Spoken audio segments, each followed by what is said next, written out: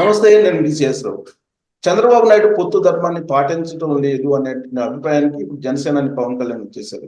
దీంతో జనసేన తెలుగుదేశం పార్టీ పొత్తు విచ్ఛిన్నమే అనే టాక్ అయితే నడుస్తుంది. అది ఎంతవరకు నిజం అనే దాని మీద ఇంటరాక్ట్ ప్రయత్నం చేద్దాం. ప్రస్తుతం వలిశెట్టి శ్రీనివాస్ గారు జనసేన అధినేత ఉన్నారు. జనసేనకు సంబంధించిన నేత. ఇంటరాక్ట్ అయ్యే ప్రయత్నం చేద్దాం. నమస్తే అండి శ్రీనివాస్ గారు. నమస్తే అండి. నమస్తే. సో ఏంటి ఉదయాన్నే బాంబు పేల్చారు మీ వైపు నుంచి, జనసేన వైపు నుంచి? యాక్చువల్ గా అది ఏం కాదండి. ఆల్రెడీ ఈ 2 సీట్లు మనం ఇదివరకు అడిగినవే. అది కూడా కాకుండా వాళ్ళు ఏంటంటే ఎక్కడికి వెళ్తే అక్కడ చంద్రబాబు గారు సీట్లు అనౌన్స్ చేసుకుంటూ వెళ్తా ఉన్నాం. దాంట్లో కేడర్ లో కొంత ఏంటి మనకి రావట్లేదు, టీడీపీ వస్తున్నాయని చెప్పి నాయకుడిని ప్రశ్నించడం, బాబు మాది ఇంకా రాలేదు, వాళ్ళ ప్రెసిడెంట్లు వచ్చి లేకపోతే చంద్రబాబు గారు వచ్చి లోకేష్ గారు వచ్చి చెప్పేస్తారు, మరి మనకి కూడా అలా ఆగిపోతున్నాయి కదా, ఎంతవరకు అయితే అంతవరకు రిలీజ్ చేస్తే మన ఉన్న కేడర్ కూడా హ్యాపీగా ఉండే ఉద్దేశంతో చేసేదా. పొత్తు విచ్ఛిన్నం అనేది సమస్య లేదని నేను అనుకుంటున్నాను సార్. ఎందుకంటే పొత్తు కావాలి అనేది ప్రజల నుంచి వచ్చిన ఆకాంక్ష కూడా అది. ఇప్పుడు యాక్చువల్గా ఇద్దరు లీడర్స్ అనుకుంటే ఐదే కాదు. అంటే ఒకటి ఇప్పుడు శ్రీనివాస్ గారు, ఇప్పుడు పవన్ కళ్యాణ్ గారు రెండు అనౌన్స్ చేస్తూ, రాజా అలాగే రాజు రెండు అనౌన్స్ చేస్తూ కంటిన్యూషన్ ఏమన్నారంటే, చాలా మంది 50-60 కావాలని అడుగుతున్నారు, కానీ నాకు తెలుసు ఎన్ని అడగాలో ఎన్ని తీసుకోవాలో అని చెప్పి ఒక మాట అన్నారు. అలాగే పవర్ షేరింగ్ విషయంలో లోకేష్ మాట్లాడినప్పటికి కూడా నేనేమి రెస్పాండ్ కాలేదు, బట్ చంద్రబాబు నాయుడు పొత్తు ధర్మం పాటించట్లేదు అని చెప్పి అని అంటే గ్యాప్ పెరిగినట్టు అనిపించట్లేదా? ఓకే సార్, డెఫినెట్ గా మీరు అన్న దాంట్లో ప్రజల మన పెరిగిందా లేదన్నది కంటే ఇటు మీడియా కానీ రాజకీయ పార్టీలు కానీ దీన్ని అడ్వాంటేజ్ తీసుకుంటున్నది వాస్తవం.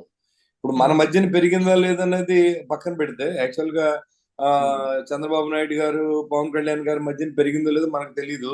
యాక్చువల్ గా వాళ్ళిద్దరికి తెలియాలి. కానీ ఊహాగానాలో పొద్దు నుంచి ప్రెస్ లో రావడం, పొత్తు విచ్ఛిన్నం అని చెప్పి రావడం, కొన్ని టీవీల్లో సాక్షి ఛానల్ అయితే ఇంకా ఇంకా దారుణంగా ఒక అడుగు ముందుకేసి ఇంకా పొత్తు లేనట్టే ఇద్దరు ఇడిపోయి పోటీ చేస్తారని చెప్పడం ఏది చూస్తూ ఉన్నాం. అది మనం లెక్కలో తీసుకోవాల్సిన అవసరం లేదండి. యాక్చువల్ గా ఏంటంటే కొన్ని ఒక కుటుంబంలో ఉన్నప్పుడు కొన్ని సమస్యలు వస్తూ ఉంటాయి. దాన్ని కూర్చొని మాట్లాడుకుంటే అయిపోతుంది. ఉమ్మడి యాక్షన్ కమిటీ ఉంటుంది, దాంట్లో కూర్చొని అందరూ కూడా మాట్లాడే అవకాశం ఉంటుందని నేను అనుకుంటున్నాను. ఇదేమి పెద్ద విచ్ఛిన్నం అయ్యేంత ఇదేం కాదు. వాళ్ళు అనౌన్స్ చేసినప్పుడు మనం కూడా చేయాలని మా క్యాడర్ కూడా అనుకుంటుంది కదా. ఇప్పుడు టీడీపీ వాళ్ళు ఏమో యాక్చువల్ గా ఏం చెప్పారంటే, ఉమ్మడి పొత్తు ధర్మం ఏంటంటే సార్, నాకు సీట్ కన్ఫర్మ్ చేసిందని పార్టీ, కానీ నేను చెప్పకూడదు ఆ విషయం. పొత్తులో ఇద్దరు కలిసి చెప్పిందే మనకు సీట్ కన్ఫర్మ్ అయినట్టు. నేను చెప్పట్లేదు. ఇక్కడ తెలుగుదేశం అభ్యర్థి సీట్ వచ్చింది ఆయనే ఫోన్ చేసి చెప్తున్నాడు అక్కడ. మరి ఆ ధర్మాన్ని వాళ్ళు పాటించట్లేదు కదా. ఇక్కడ మాలాంటి నాయకులు చెప్పిన మాటలు కళ్యాణ్ గారు కొంత బాధ కలిగించి ఉండొచ్చు. ఏంటి మా నాయకులు ఎంత సఫర్ అవుతున్నారు, ఏదో తేల్చేస్తే అయినంత వరకు ఒక లిస్ట్ రిలీజ్ చేస్తే ఈ సందిగ్ధత ఉండదు. క్యాడర్ కూడా డివైడ్ అయిపోద్దండి రోజు రోజుకి. ఎలా ఉంటుందంటే ఇద్దరు పోటీ పడతారు సార్. తెలుగుదేశంలో ఒక యాస్పిరెంట్ ఉంటాడు, జనసేనలో ఒక యాస్పిరెంట్ ఉంటాడు, వైసీపీ యాస్పిరెంట్ మనకు సంబంధం లేదు. అంటే రెండు పొత్తులో ఉన్న పార్టీలు రెండు యాస్పిరెంట్లో కలిసి పనిచేయాల్సిన అవసరం ఉంది. ఇక్కడ గ్యాప్ ఎంత పెరిగితే అంత ఈ కార్యకర్తలు డివైడ్ అయిపోతూ ఉంటారు. ఎందుకంటే మాకు మీరు దాన్ని ఫుల్ స్టాప్ పెట్టారనుకోండి సార్, ఒక క్వశ్చన్ కి ఆన్సర్ ఇచ్చేస్తే అక్కడ అయిపోతుంది. ఆ క్వశ్చన్ ని అలాగే ప్రశ్నార్థకంతో ఎన్నాళ్ళు అడుగుతాం మనం. సరే ఎవరో వాళ్ళకి ఇవ్వండి, టీడీపీకి ఇస్తారా ఇచ్చేయండి, జనసేనకి ఇస్తారా ఇచ్చేయండి. ఇప్పుడు అవతల వైసీపీ పార్టీ ఏమో ఈ 2 జిల్లాలు తప్పితే అన్ని వరుసగా రిలీజ్ చేసి వస్తూ ఉంది. ఇక్కడ కూడా అభ్యర్థుల వేట, కొంతమంది ఖరారైన వాళ్ళు అప్పుడే ప్రచారం మొదలు పెట్టడం కూడా జరిగింది. తానేటి వంతులు అంటే వీళ్ళంతా ఆల్రెడీ ప్రచారం కూడా మొదలు పెట్టారు.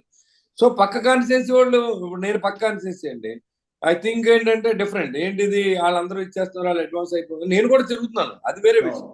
కానీ శంఖంలో పోతే తీర్థం అవుతుంది. వెళ్ళినప్పుడు చాలా చోట్ల అరేంజ్ అవుతూ ఉంటుంది కూర్చుని, సార్ మీకు టికెట్ వచ్చిందా, టీడీపీకి ఇచ్చారని ఆయన చెప్తున్నాడు, మీరేం మీకు ఇచ్చారని చెప్తున్నారంటే ఆన్సర్ చెప్పడానికి మా దగ్గర ఏముంటుంది చెప్పండి సార్. ఎందుకని ఇద్దరు ఒక ఒపీనియన్ రాలేకపోతున్నారు? ఈ మధ్య కాలంలో సంక్రాంతి అప్పుడు కూడా కలిశారు, తొలి లిస్ట్ రిలీజ్ చేస్తామన్నారు, కానీ వాయిదా పడింది. అది మరి అది మా నాయకుడు చెప్పవలసిన కొంచెం ప్రశ్నకి నేను ఆన్సర్ చెప్పకూడదు సార్. యాక్చువల్ గా ఎందుకు అవ్వట్లేదు అనేది ఇప్పుడు నాకు తెలిసిన ఏంటంటే బీజేపీ వాళ్ళు కూడా మనతో జాయిన్ అవుతారనే ఆలోచన ఉండొచ్చేమో అని అనుకుంటున్నాను నేను. అయితే నాకు తెలియని మాట, అంటే నాకు వాస్తవం తెలీదు. ఐ థింక్ వెంటనే ఇలాగా నేను థింక్ చేసి ఇది కరెక్టే, మీరు చెప్పింది కరెక్ట్. అయోధ్య తర్వాత ఏదో మాట్లాడదాం అనేది ఏదో టాక్స్ నడిచినట్టుంది. అయోధ్య అయిపోయింది, అయోధ్య అయిపోయిన తర్వాత ఇప్పుడు ఏదైనా వస్తుందేమో. అయితే ఇంకో కోణం ఏంటంటే, ఇప్పుడు ఈ డెవలప్మెంట్ జరిగిన తర్వాత నరేంద్ర మోడీ తెలుగుదేశం పార్టీ నుంచి జనసేనను విడదీసి బీజేపీ జనసేన కలిసిపోతే సరిపోతుంది అనేటువంటి యాంగిల్లో ఆయన ఉన్నారు. అందుకే ఇప్పుడు పవన్ కళ్యాణ్ ఒక స్టెప్ అడుగు ముందుకేసి ఈ అభ్యర్థులు ప్రకటించారనేది ఇంకొక ఒపీనియన్ వస్తుంది ఇప్పుడు బయటికి. అది ఆ, నేనైతే అలా అనుకుంటలేదు సార్. బీజేపీతోనే కలిసి వెళ్ళి అని వదిలేసుకోవాలని అయితే ఫస్ట్ అనౌన్స్ చేసేసి ఇప్పుడు ఆయన జైలుకి వెళ్ళి రాగానే నేను ఆయనతో కలిసి పోటీ చేస్తానని చెప్పినప్పుడు ఆ జనంలోని కొంత డిఫరెన్సెస్ ఒపీనియన్స్ వస్తూ ఉంటాయి. ఏంటి, మనం అన్న మాటని మనం వెనక్కి తీసుకునే పరిస్థితి ఉండకూడదు రాజకీయాల్లో. ఇప్పుడు తప్పు చేసినా ఒప్పు చేసినా దాన్ని మనం స్టాండర్డ్ గా నిలబడితే దాన్ని ప్రజలు కూడా గౌరవిస్తారు. ఆ రోజు మాట అన్నాడు నిలబడ్డాడని అనుకుంటారు. ఈ రోజు మళ్ళీ బీజేపీ వాళ్ళు రమ్మని అటు వెళ్ళిపోయి టీడీపీ రమ్మని ఇలా వెళ్ళిపోతారని నేను అనుకుంటా. మా నాయకుడు స్టాండర్డ్ పాటించే వ్యక్తే, కల్మషం తెలియని వ్యక్తి, ఏది ఉంటుంది మాట్లాడతారు. కాబట్టి అది నేను దానికి అంటే వాళ్ళు ఏం జరిగింది అనేది ఊహాగానాలు తప్పితే ఎవరి దగ్గర ఆన్సర్ లేదు సార్. మీరు అడిగినా నేను ఊహాగానాలతోనే చెప్పగలను తప్ప ఇదేది నిజమని అనుకోవాల్సిన అవసరం లేదు. ఎందుకంటే తెలుగుదేశం వాళ్ళు అడిగినదే చెబుతున్నారు, మీరు అడిగినదే చెబుతున్నారు, మా అధినేతలు తప్ప ఏం చెప్పలేదు.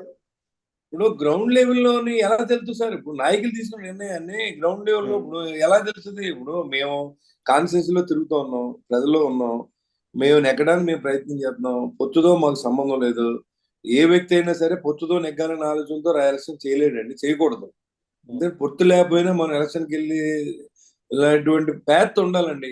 ఏ నాయకుడికైనా ఉన్నప్పుడు మాత్రమే విజయం సాధ్యం అవుతుంది తప్ప పొత్తు లేకపోతే మనం లేనట్టు అనుకుంటే యుద్ధానికి వెళ్లకుండానే ఓడిపోయామంటే ఎలా? యుద్ధం వెళ్ళాలి, యుద్ధం చేయాలి.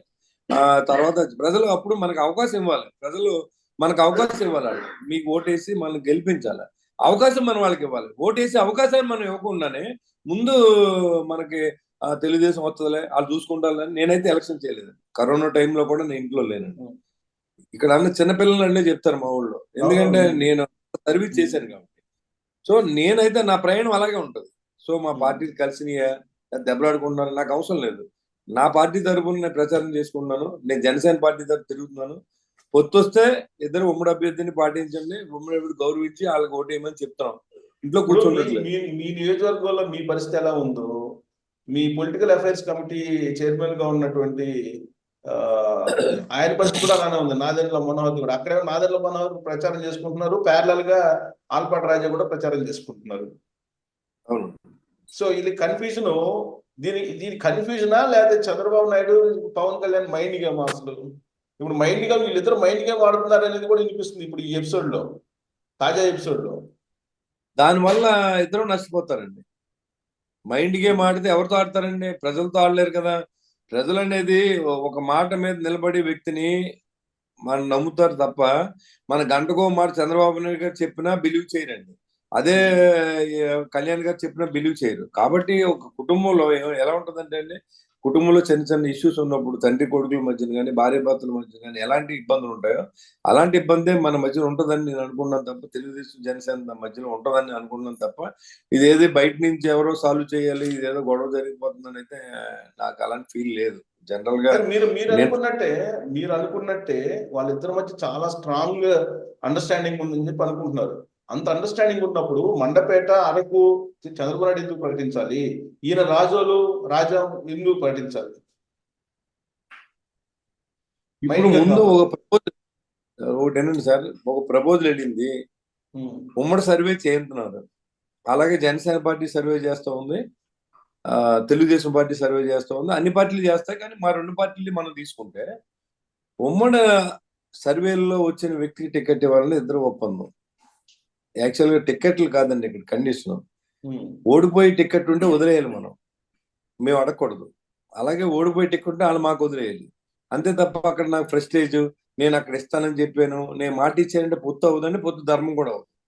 మీరే అన్నారు సర్వేలను బట్టి మనం నిర్ణయం చేద్దాం, గెలిచి వాళ్ళకి మాత్రం టికెట్లు ఇద్దాం, లేదా అక్కడ వైఎస్ఆర్సీపీ నెగ్గుద్దని మీరే చెప్పారు. సో మీరే తీసుకోవాలి. ఇప్పుడు మీ సర్వేలు మీ దగ్గర ఉన్నాయి కాబట్టి ఆ ఉమ్మడి సర్వేలో వచ్చిన అభ్యర్థులు ప్రకటించండి ముందు. ఫస్ట్ వాళ్ళు 10 మందినో ఇలా 30 మందిని, లేదా వాళ్ళ 50 మందినో ఇలా ఆ రిజిస్టర్లో 15 మందినో ప్రకటిస్తే కొంత జనంలోనే సర్దుబాటు అయిపోయిందన్న ఇన్ఫర్మేషన్ పంపించాలి. ప్రజెంట్ చేయవలసింది ఏంటంటే మాటల కంటే చేతలు ముఖ్యం. ఒక ఉమ్మడి జాయింట్ కమిటీ, యాక్షన్ కమిటీ ఏదైతే ఉందో ఏ అచ్చెన్నాయుడు గారు కానీ, లేకపోతే ఇలాగా మన బొమ్మిడి నాయక్ గారు, మా జిల్లా ప్రెసిడెంట్ గారు, ఇలా కొంతమంది ఉన్నారు. ఓ ఐదుగురు మనోహర్ గారు వీళ్ళంతా ఉన్నప్పుడు వాళ్ళందరినీ కూర్చొని ఉమ్మడి యాక్షన్ కమిటీ తీసుకొని సరే ఎవరికి ఇబ్బంది లేదు, మీ రెండు మీరు ఇచ్చుకోండి, మా రెండు మీ అలాగే లిస్ట్ లో ఉన్నాయి కాబట్టి దాని జత ఇంకో 10 సీట్లు హాలో, 20 సీట్లు 30 సీట్లు అఫీషియల్ గా అనౌన్స్ చేశారనుకోండి, ఇంక కామెంట్ రాదు కదా. మనం మీరు అడగరు, లేదా సాక్షి టీవీలో వేయడు, మన అవకాశం ఇవ్వడం అనేది అంటే వాస్తవాల్లో మాట్లాడితే ఆహా, శ్రీనివాస్ గారు ఒకటి క్యాండిడేట్స్ తర్వాత సంగతి దేవుని ఎరుగు. అసలు ఉమ్మడి మేనిఫెస్టోనే మీరు ఫిక్స్ చేయలేకపోతున్నారు కదా. మేనిఫెస్టోని విడుదల చేయలేకపోతున్నారు కదా ఉమ్మడిది. ఎవరి వాళ్ళే మీరు, ఆయన సూపర్ సిక్స్ అన్నారు, మీరేదో ఇంకోటి రిలీజ్ చేసినట్టున్నారు. ఎవరి వాళ్ళే రిలీజ్ చేస్తున్నారు తప్పితే మేనిఫెస్టో టైం ఇది కాదు సార్. మేనిఫెస్టో మీరు అడగకూడదు, మేనిఫెస్టో ఇప్పుడు ఇవ్వకూడదు. అసలు ఎలక్షన్కి వెళ్ళారా మీరు? ప్రజల్లో తిరుగుతున్నారా? మేనిఫెస్టో ఎప్పుడు కావాలండి మీరు? ఎలక్షన్కి వెళ్ళేటప్పుడు. ఉమ్మడి మేనిఫెస్టో, ఉమ్మడి పార్టీ తయారవుతుంది, ఉమ్మడి మేనిఫెస్టో ఎలా తయారవుతుంది? చంద్రబాబు నాయుడు గారు రిలీజ్ చేయడమే. మొన్న ఎవరు అడిగారండి మిమ్మల్ని? మీరు పెట్టారు, మీరు మహానాడులో మీరు ఉమ్మడి మేనిఫెస్టో ఎవరు అడగలేదే. ఇప్పుడు మనం ఓ పక్కన రాష్ట్రం అప్పుల పాలు అయిపోయింది, ఉచితాలతో సోమరిపోతులు తయారు చేస్తున్నారు, మనం విమర్శిస్తా ఉన్నాం. ఇప్పుడు ఏ పార్టీ అయినా సరే సిద్ధాంతపరంగా మాట్లాడతాను నేను. అది దాంట్లో కట్ అండ్ రైట్ గా ఉంటుంది తప్ప దాంట్లో ఏమి మనం ఏది దాయవలసిన అవసరం లేదు. నేను నా ఒపీనియన్ అయితే మేనిఫెస్టో టైం ఇది కాదంటే చెప్తాను నేను. మేనిఫెస్టో టైం ఇది కాదు. ముందు ఇద్దరు కలవాలా, ఇద్దరు సీట్లు పంపిణీ చేయాలి. ఇంకా ఎలక్షన్ కోడ్ రాలేదు. మీరు ఎలక్షన్ కోడ్ వైసీపీ ఎత్తదు కదా ఇప్పుడు మేనిఫెస్టో, దాన్ని బట్టి మీరేమండి, మీరే ఉచితాలు ఇస్తారో లేకపోతే రాష్ట్రాన్ని దోచిపెడతారో పెట్టండి. మాకే రాష్ట్రం ఎలా ఉంటే సంకలాగిపోతాం గ్యారంటీ. ఇప్పుడు మేము ఏ పార్టీ వచ్చిన దానికంటే నెక్స్ట్ జనరేషన్ మీరు ఏమిస్తారని ఆలోచించాలి. ప్రతి వ్యక్తి కూడా ఆంధ్రాలో పుట్టినోడు. అలాంటి పరిస్థితి రాష్ట్రానికి ఏర్పడింది.